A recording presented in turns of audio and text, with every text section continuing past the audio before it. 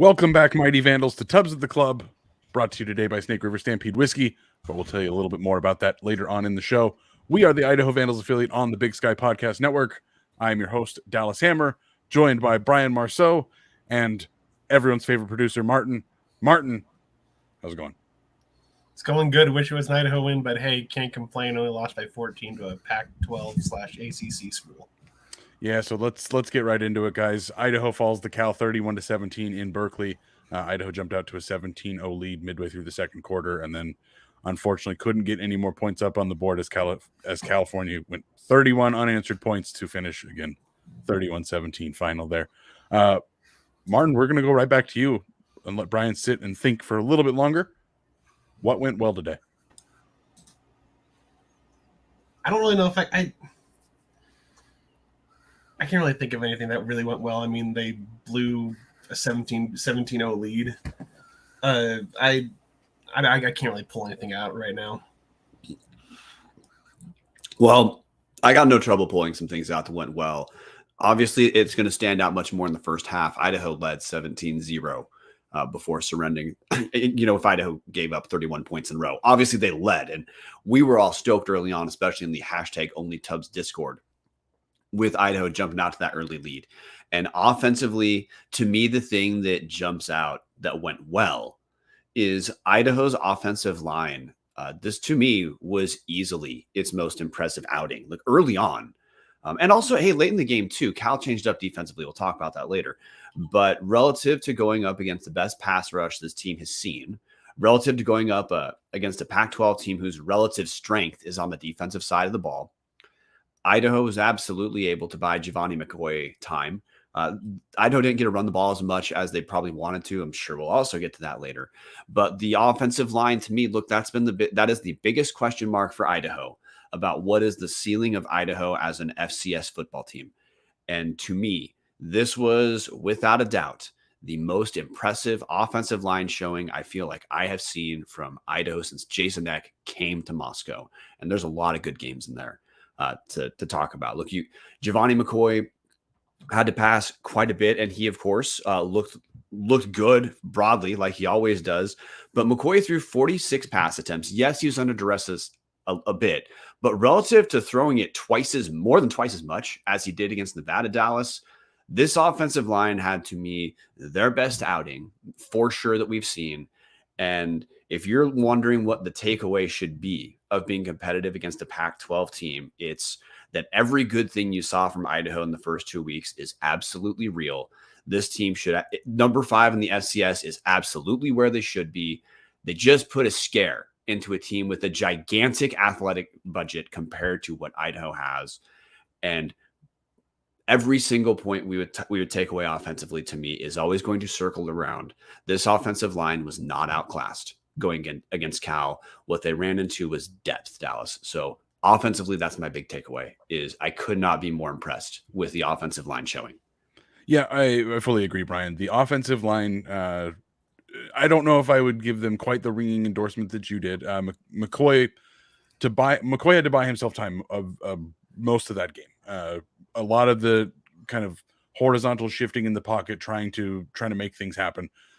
That wasn't what you want to see. You obviously want to see the guy have to just stand back there like a statue and get full time to throw the ball without having to adjust. But again, you're talking about an FCS offensive line going up against a Pac-12 team that, yes, they're not the cream of the crop in the Pac-12, but they are a defensive team. That's what they have been built for years.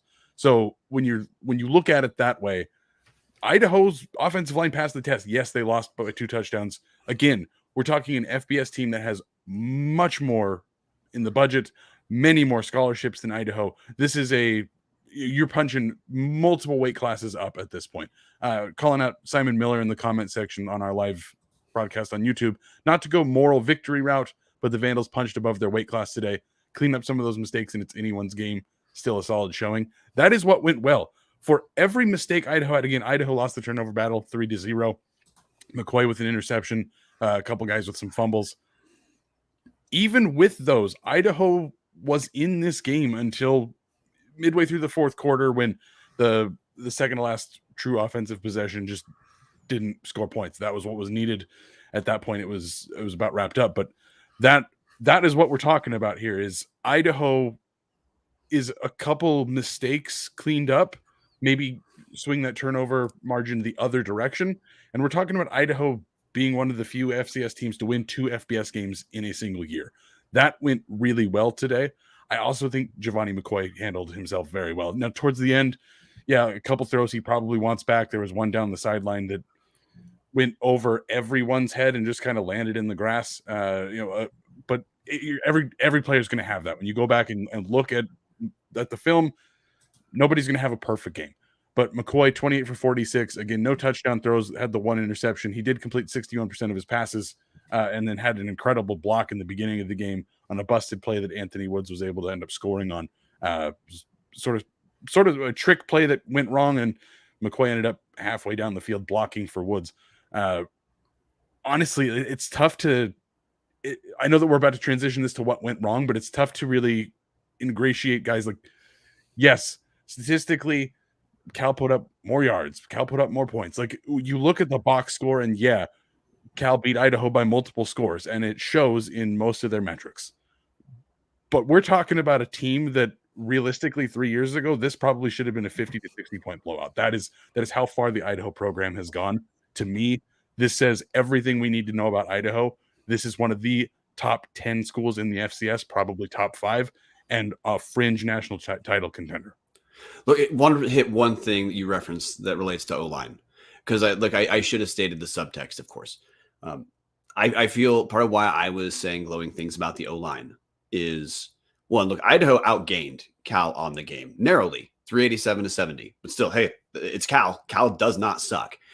Second, I'm not trying to fetishize average yards per rush as like the most important stat in the world, but Idaho averaged more yards per rush against Cal than they did against Lamar. And look, it was a different flow of a game, different volume of repetitions because of the score, whatever. Hey, I know all those things matter. But for us, what we're trying to figure out is how to gauge Idaho in terms of the Big Sky Conference season. That's what matters. Idaho already had their 2 wins out of conference. They're already getting an A in their out of conference grade at the end. Didn't matter what happened today.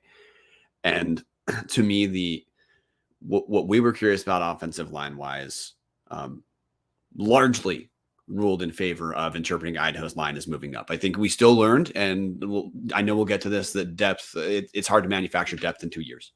But the top Idaho's first string offensive line, to me, acquitted themselves pretty damn well, and point to the rushing total of averaging more yards against Cal. Look on the game, Idaho, 108 yards on 206 rushes, slightly over 4 yards per rush, average 3.9 per rush against Lamar, and Lamar sucks. Guys, before we get into what didn't go well, let me tell you about one of our 3 favorite sponsors. If you are looking for a great all-inclusive week-long vacation, don't look past your backyard.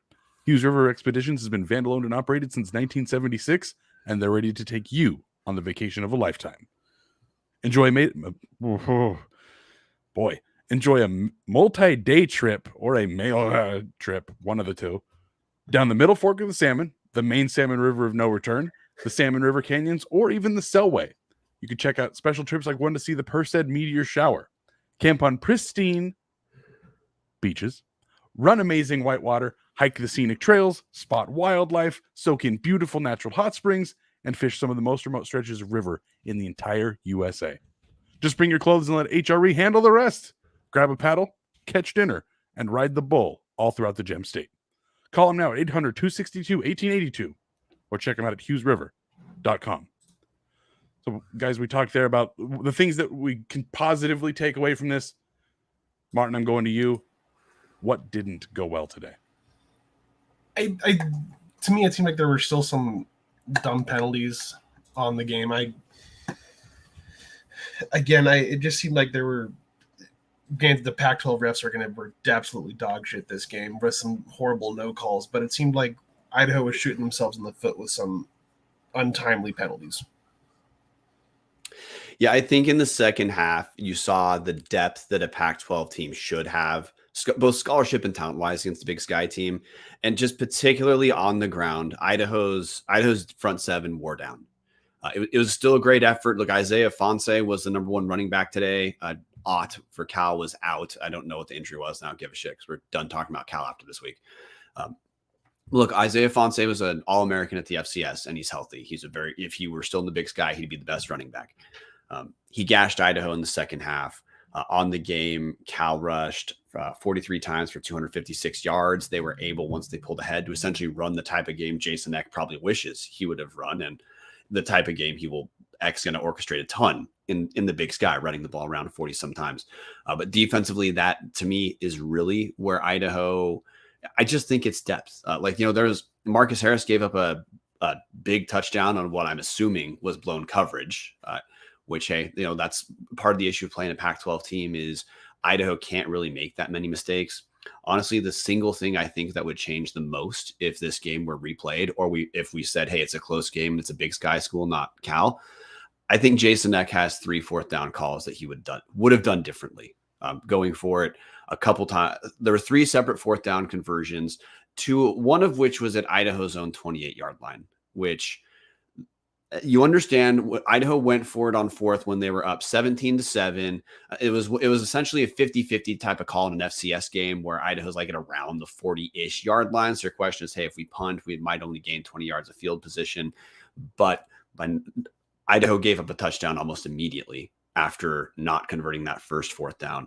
And it kind of seemed that after that fourth down didn't go well, Eck felt he had no choice but to go for fourth a couple more times, which might have been he understood the depth the defense had. And that if this was a Big Sky game, you understand it differently.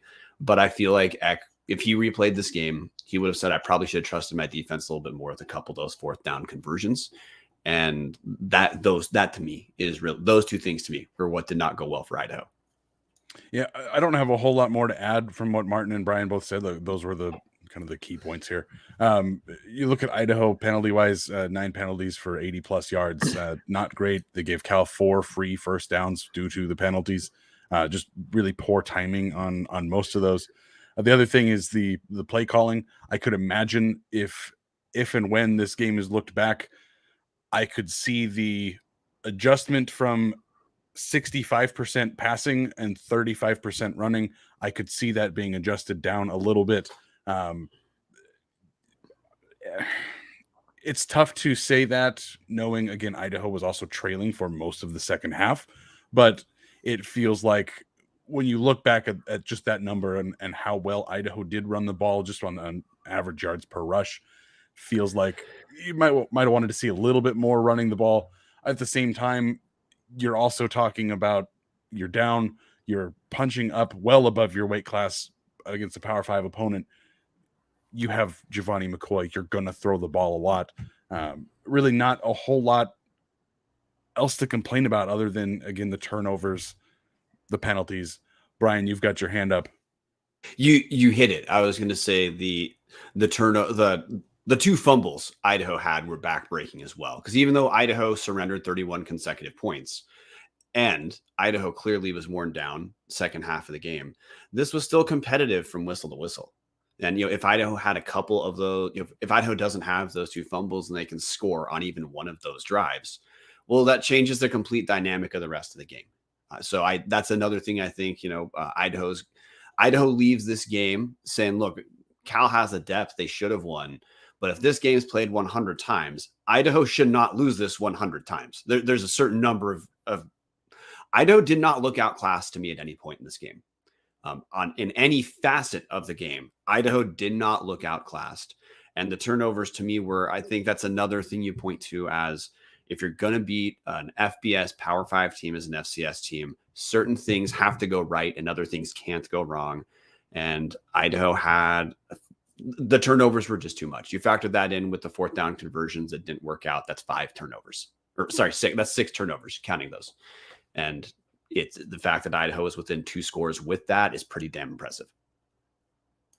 Yeah, I've got really nothing else to say there, guys. That's the whole point of this, I think, episode is to kind of quell anybody that's upset that Idaho lost this game. Obviously, you root for a Vandal victory, but when you're talking about a Big Sky school taking on a Power 5 school, everything has to go right. And even then, most of the time, the FCS school doesn't win. The fact that Idaho had so many things go wrong and still were in this game up until the final few minutes, this is a hell of a program, guys.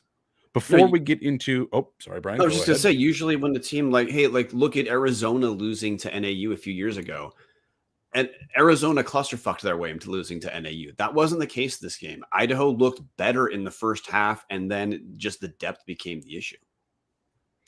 So, Brian, I obviously struggled through the Hughes River read. Sorry about that, Colin. Well, you want to tell people why I have been struggling through that read? Well, it's because this was a Snake River day. Whether it's the original or if it's the 1915 small batch edition, you go to Snake River when you're celebrating, you go to Snake River when you're trying to ease the pain. And today we're doing a little bit of both, both the Snake River original and the Snake River Stampede 1915 small batch. They both have double barrel finishes. The original with first fill bourbon and then Oloroso sherry. The 1915 is first fill bourbon, then ex-Canadian whiskey casks.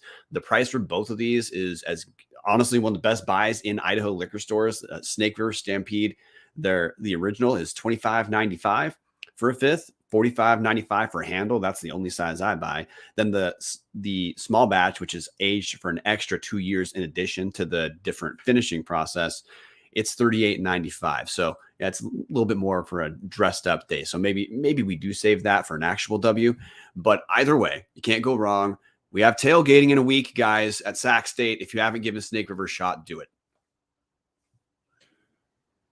Marten, MVPs of the game, offensive, defensive, one or the other.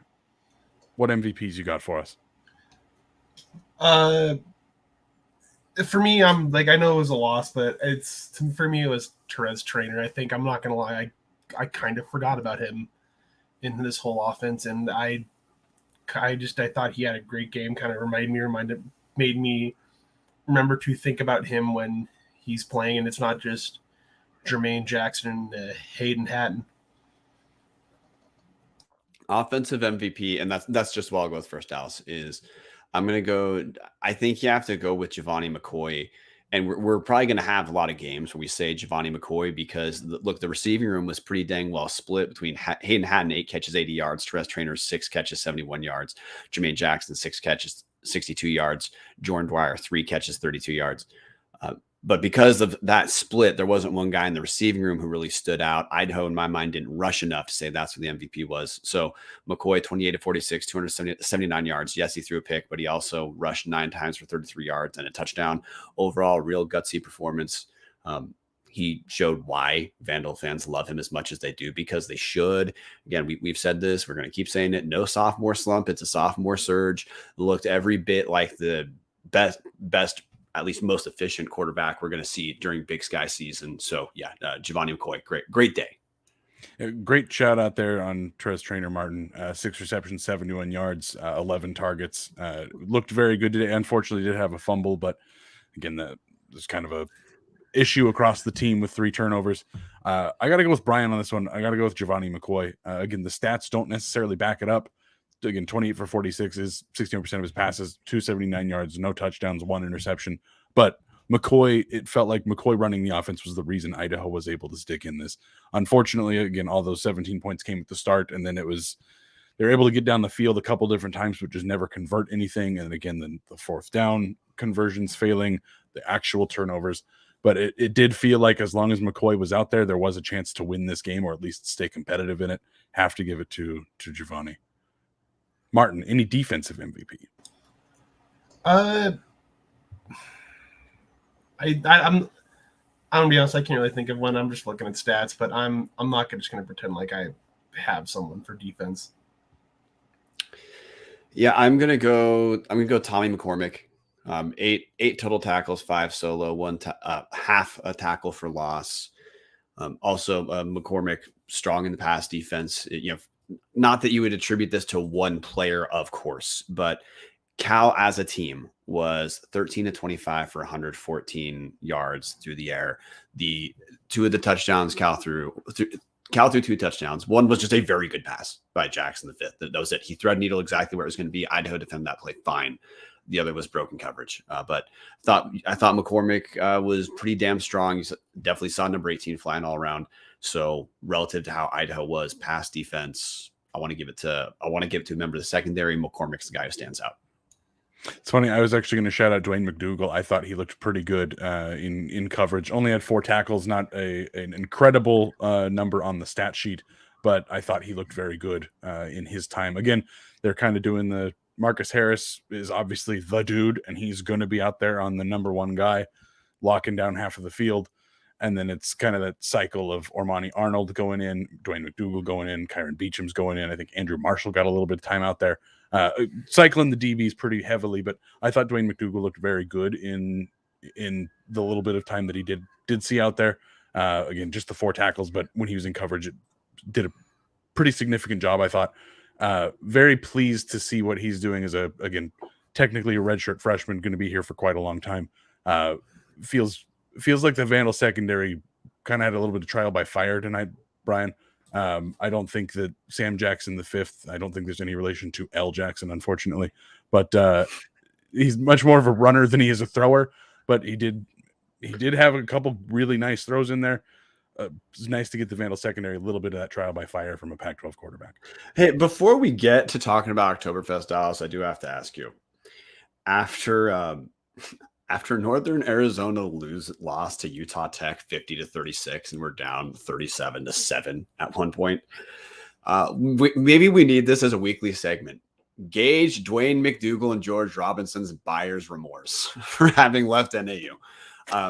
I think we're approaching negative digits at least. Yeah, no, absolutely. I think if anything, Dwayne McDougal probably is regretting the fact that he didn't just come to Idaho first thing. That was the thing that X said about McDougal when they got him to commit was, we really tried to get this guy last year and he chose NAU. And I made a joke about, well, at least he finally figured it out a year later. There's probably a little bit of remorse about that, but man, watching the tire fire that is NAU football, those guys have got to be happy to be. And he couldn't get on the field at NAU. Yeah. NAU's garbage. He's now starting, or he's not exactly starting, but he's playing. He's as a heavy rotational piece as a redshirt freshman at Idaho. And Idaho's top 5, and NAU is pick the GIF you want to use, whether it's the floating dumpster fire or whether it's the flying porta potty. Doesn't matter. That's NAU. But anyway, Dallas, we got to hear about Oktoberfest. Are you guys looking forward to U of I homecoming? Because I know I am. Make sure you purchase your tickets for the 2nd ever Tap the Keg Brewfest. If you're watching live, you can see the information about it on the screen. If not, we'll drop the link in the comment section. We'll drop it in the descriptions of the videos, all the good stuff. Anyways, the 2nd ever Tap the Keg Brewfest, Friday, October 13th from 3:30 to 7:30. It's at the Dan O'Brien Track and Field Complex. It's right in the hub of homecoming festivities. There's local and regional beer, there's ciders, there's seltzers, all of that available to drink. There's going to be Oktoberfest-inspired food vendors. There's going to be live music to enjoy. The early pricing ends September 25th. If you're listening to this live, that's 9 days from now. Don't miss it. Get in early. Get that early bird pricing. You can purchase your tickets at go.uidaho.edu/tapthekeg. Martin, any final takeaways? Anything that you thought about from this game that you wanted to make sure the people got a chance to hear? Nothing. I don't think there's too much to say other than just it. I'd say probably out of conference went about as good as we could have expected it to go. I mean, yeah, we would have wanted to win, but I mean, to come out 2-1 going into out conference play is, I think, great for where a lot of Idaho fans expect us to be this year. Okay, Dallas, I'm going to cheat and throw it to you because you're not on next week to talk Sac State. What is this game? Let's let you do your quick, 1 second Idaho against Sac State preview. What, after seeing this game, how does that make you feel about Sac State next week? Honestly, Brian, it makes me think that Idaho's going to kick Sac State's teeth in. We haven't seen them play today against Stanford, and maybe my tone will change if and when they compete against, again, it's a bad Stanford team, but anytime you can beat a Pac-12 school, that's a pretty significant win. Unless Sac State goes out there and beats Stanford, seeing this game made me feel very good about Idaho. Obviously, Nevada is an FBS school. That is a test. Nevada is a terrible FBS school, so it's one of those things is Nevada as a terrible FBS school the same as an upper echelon FCS squad? That's to be debated, I think. But Cal, no question, Cal would be one of the best, if not the best school in the Big Sky. Being able to, again, halfway through that second quarter, it really felt like Idaho was firing on all cylinders, and it really felt like there was a chance Idaho was going to win this game, not just by one touchdown, but by a multiple score game here. Obviously, that's not what happened, but going back down to Idaho's level of competition, Idaho's level of scholarships being equal, the size being equal, man, I feel great about next weekend. I'm devastated that I'm not going to be there. I am really looking forward to what Idaho's going to do in conference play, because at this point, I think Idaho's going to be favored in every game other than probably the Montana State game. Which that looks like it'll probably be a toss-up, but I'm going to throw you another question. We've talked about O-line. We talked a bit about the secondary too. Again, with the backdrop of Sac State next week, what position group minus what those other two we talked about, DBs and O-line, which position group stood out to you the most based off today's effort?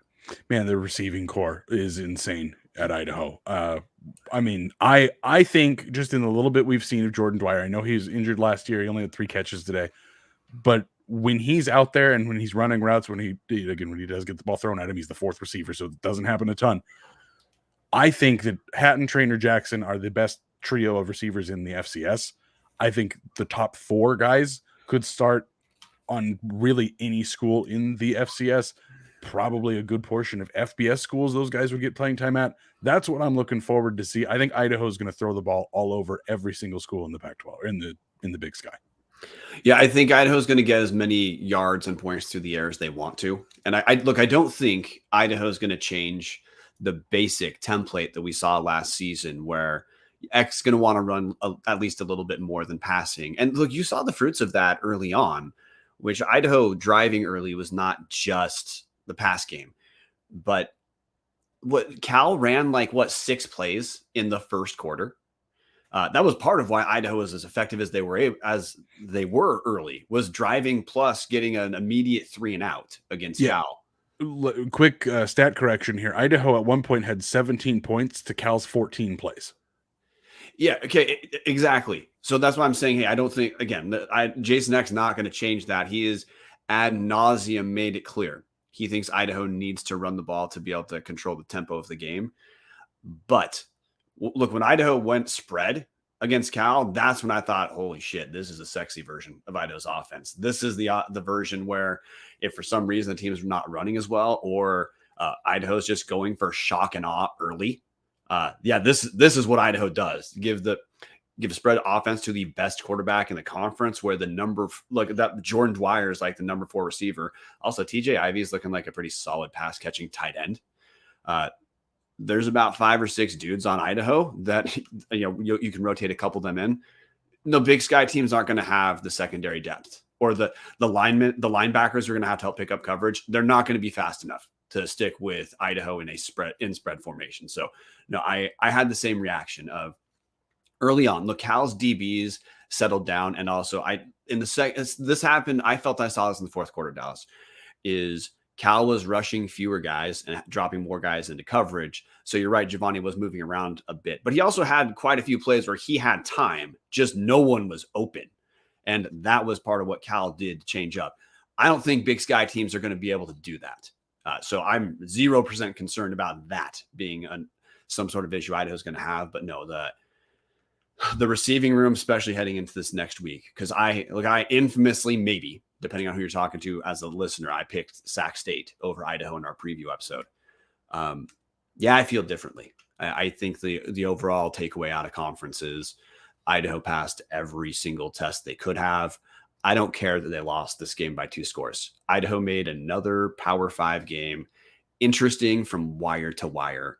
I know that moral victories don't show up in the win-loss column, and I know the coaching staff has some stuff they're going to be pissed on, but I think as a fan, Idaho had some kinks that it will be good for them to have worked out in a loss that does not matter for the conference schedule.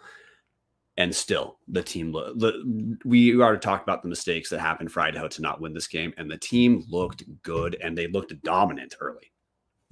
Guys, just to kind of put a bow on this as we are running into the half-hour mark here, out of conference is now over. Again, we're talking Idaho beating Lamar on the road, beating FBS Nevada on the road, and then just now falling to FBS Pac-12 California on the road. Marten, if you had to put a grade A through F on Idaho's out of conference. What do you give it and why? I'd say A-, just because like I think they did about what was expected. I think there were some. It'd probably be A+ if there weren't some dumb mistakes, were some stupid penalties. Other than that, I'd say it probably went about as great as anybody could have expected before the season. If you had asked someone, "Hey, would you take 2-1 Idaho coming into conference play?" I think everybody would take that. Brian? So I will be grading the entire Big Sky out of conference slate on tomorrow night on the power rankings. And I have no problem spoiling the Idaho grade. It's an A. No, it's an absolute A. Look, Idaho picked up 2 wins. Idaho's going to have as much margin for error heading into the conference season to get to that magic number of 7 wins in the Big Sky overall for the playoffs. They're going to have the same margin for error that Montana and Montana State have. That's pretty damn good. And Idaho did it with 2 FBS teams on the slate. And Idaho also, again, it happens every single game in the out of conference. It doesn't matter who Idaho is playing. Eck gets the dudes up for the game, and the guys stay bought in the entire time. So no, Idaho gets an A. Anytime a Big Sky team beats an FBS team and gets another FCS win as well, that to me has to be an A. So again, guys, if you're interested in hearing the grades for the rest of the conference, please check out Brian's show on Sunday doing the Big Sky Podcast Network Power Rankings. It's one of the best shows that we do because there's not a whole lot of shows we do. All of them are great. That's why we don't do a whole ton of them. I would have to give this probably an A- as well with Marten. I think, obviously, when you look at it as a whole, Idaho being 2-1 with an FBS victory, if you went to me 3 months ago and said Idaho's going to get out of conference 2-1, getting that FBS victory, I'm ecstatic about it. When you dig into it deeper, we've now had multiple games that we've talked about. Hey, the penalties need to be cleaned up a little bit. That's a little frustrating. Again, that's the kind of thing that coaches are going to be working on throughout the whole year. But it is, if you're going to give a grade, can't give it A+ because that would be 3-0. I don't think you should give that out too heavily. I'm right on the fence with that A- grade. But realistically, guys, what we're getting at is Idaho had a heck of a 3-week run here. We got home game finally. There's only 4 this year, so unfortunately I suck and I can't go this weekend. But next weekend, get your asses to the Dome. Get down there to watch Idaho. Hopefully, there's still tickets available. There are tickets available. Make this as close to a sellout as we can. This team's going to be fun to watch this year. Any final thoughts, guys, before we send this to the greatest band in all the land? I've got a final question for you because, again, you're not on for Sac State and you're not going to be on for the Power Rankings episode. You gave Idaho an A-. The only team in the conference that might finish with more wins than Idaho that count for the playoffs is Sac State if they beat Stanford. So math would tell you probably gamble on Stanford winning. With that understanding, Idaho is tied for most wins in the conference for that count for playoffs. What would Idaho have had to do to get above an A- for you? If they played a little cleaner. Sorry. I would have thought, like, I'm not stingy, strict person. I would have probably gone there, had to have beat Cal. That's kind of where I would give out that A+ for. I think maybe clean up some penalties, but I mean, I'm nitpicking. I think A+ would have been beat Cal and be 3-0. Yeah, in my brain, it's always worked to me as you get a 90, that counts as an A. I'm grading it as an A- just to give the letter and the very specifics here, but this is an A to me. I mean, it's a 90 to me, but again, we're talking nitpicking here. Penalties could get cleaned up a little bit. I mean, we're throwing darts at a wall here, picking very small things. At the end of the day, Idaho gets the win against Cal. Obviously, A+ with 4 pluses on it. Sac State, if they go 3-0, that's an A+. Otherwise, because I can't complain about Idaho. I'm just saying, hey, there's room to improve here, even if, again, 2-1 is something to be celebrating right now. Yeah, no, sorry, you answered it. Just last bullet point I want to hit real quick is Jermaine Jackson had not been getting quite as many catches through the first 2 weeks as you might have guessed based off last year's output.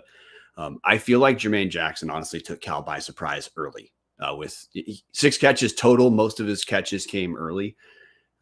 I felt it. I'm pretty happy he seemed like he got to assert himself a little bit more this game. Because I look, that there's at least going to be a couple games where Jermaine Jackson has some halves where he reminds you, hey, there's a second first team All Big Sky receiver on this team.